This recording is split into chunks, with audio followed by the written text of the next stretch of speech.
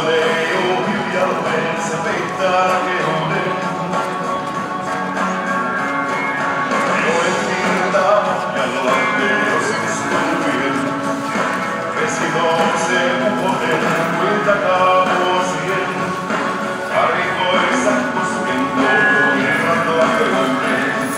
Ja kevättä jo odottaa ja tahtoo vapauteen.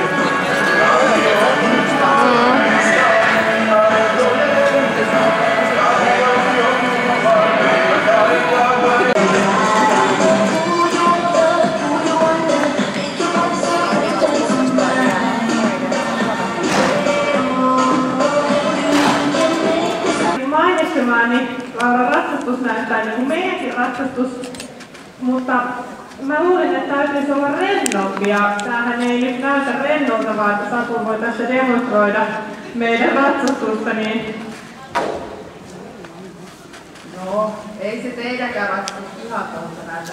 Kouluratsastuksissa on ihan hirveän tärkeää se, että vuorovaikutus hevosen ja ratsastajan välillä on saumatonta ja on tärkeää, että se ratsastaja oppii tuntemaan, että millä voimakkuudella ja millä hetkellä sitä apuja pitää käyttää niin, että se hevonen vastaa pehmeästi ja rennosti. Ja sitten kun te pääsette siinä kouluratsastuksessa vielä pidemmälle, niin te huomaatte, että se on ihan sellaista täydellistä yhteistyötä ja täydellistä